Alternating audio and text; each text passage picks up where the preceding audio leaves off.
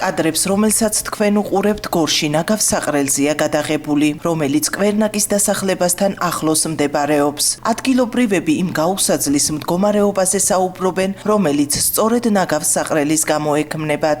ანტისანიტარიაა და აუტანელი სუნი. განსაკუთრებით რთული მდგომარეობაა ზაფხულის ცხელ დღეებში და ქარიან ამინდში. აქ მაცხოვრებლები ამბობენ, რომ პრობლემების მოსაგვარებლად არაერთხელ მიმართეს ადგილობრივ ხელისუფლებას, თუმცა მათთვის პასუხი არავის გაუწია. პატრონიც რო არ აქვს იმ წუთში, ისიც კი ფაქტია.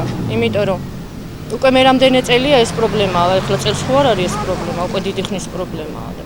რა თქმა უნდა, ყველა სურვილია მთელი კვერნაკის დასახლებისა კი არა, მე მგონი ქალაქის პრობლემაა ახლა ეს უკვე და ძალიან სასურველი იქნება რომ ნაგავს საყრელი საერთოდ გადაიტანონ აქედან. ამ ტერიტორიიდან, იმიტომ რომ ზაფხულში არის ძალიან გაუსაძლისი მდგომარეობა.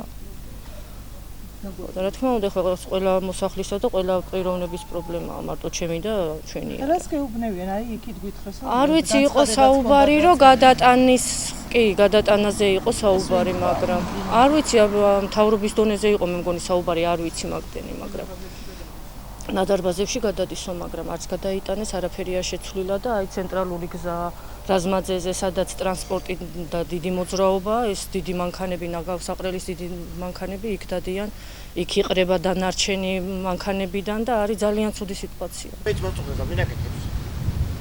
აი კაი, ნაგვის მანქანები მოგევლენ, შემოდი სახში და მე მინაკეთებს მე არავინ. აჩვენე შევიტანეთ. საჩივარი შეიტანეთ? და რას გეუბნევიან მე? არც ხოთქოს დავთარა. ანტისანიტარია, საშინელი სუნი, აი გარეთ ვერ დავჯდარვათ სკვერში, ელემენტარული ბავშვები გავიყვანოთ და დავსვათ. ჩემი გოგო თბილისიდან რა ჩამოდის ხო, ვაიმე ყარსა ჩქარა გავიქცევ, გაქცევას არის და რავი როგორც თქვეს რომ გადაწყვეტილია უკვე ეს პრობლემა, გადავიტანთო ტრასის პირას იქნება და აღარ შეწუხდება მოსახლეობა და რამდენად მართალია და რამდენად შესაძლებელია ჩვენ რა შეგვიძლია. ნაგავს საყრელზე კადრების გადასაღებად მისულ თრიალეთის გადამღებ ჯგუფს გადაღების ნებართვას არ გვაძლევდნენ. მიზეზად ჩვენსავე უსაფრთხოებას ასახელებდნენ. კადრების წაშლით და ეგრეთ წოდებულ კგბ-ით გვემუქრებოდნენ. გამარჯობა, თვისვე საუბრები. მე ვარ ხელმძღვანელი შიდა ქართლის თქვენი მგზავრი. სახელი და გვარი თქვენი როგორ მოგმართოთ პატივს? მე ჟურნალისტი ვარ, შორინა ბიჭიკაშვილი თრიალეთიდან. ჟურნალისტი რო ხარ, მე არ შეიძლება რა არ შეიძლება პატივცემულო?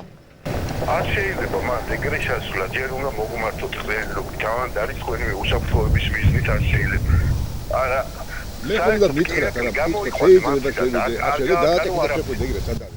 ბატონო გაწაღებული ისიც არის თუ რა გადაიგეს რა გაიმეორეთ რა თქვით პატივცემულო? არა გაქვთ თქვენ ვინ ხართ რომ მე მასალა უნდა წამართვათ ან რამე? გაიმეორეთ რა მუქარები, ხელმეორეთ გაიმეორეთ პატ. არა გაქვთ დახურულ ტერიტორიაზე შეჭრის უფლება, ეს რატო? და თქვენ გაქვთ იმის უფლება მე წამართვათ ან კამერა ან მასალა? მასალა კი არა გაქვთ უფლება რომ ჩემ ტერიტორიაზე გადაიღოთ რამ. თქვენი ტერიტორია როგორ არის? თქვენი საკუთრებაა პატივცემულო. ეს სახელმწიფო საკუთრებაა და კადრი მინდოდა გადამეღოთ. მე ვარ პასუხისგები ვინმე შეშვება არ შეშვება. აიყო ვერ გავიგე საფარი ჩაკი მოგიწყო თუ რეკადები უნდა დაგიხენო თუ რა. გორში ნაგავს საყრელთან დაკავშირებულ პრობლემებს დიდი ხანია ადამიანის უფლებათა ცენტრი სწავლობს. იურისტი ლექსო მერებაშვილი ამბობს, რომ მათ შესაბამისი სამსახურები ამ დრომდე არანაირ ინფორმაციას არ აძლევენ. როგორც არსებული, ისე სამომავლოდ ასე თქვა დაგეგმილი მშენებარე ნაგავს საყრელთან დაკავშირებით ინფორმაცია არ აქვს, მიუხედავად იმისა, რომ მიმართავთ შესაბამის კომპანიას, რომ ადამიანის უფლებათა ცენტრი ჩართული იყოს ამ პროცესში და მიეწოდოს მას ყველა მნიშვნელოვანი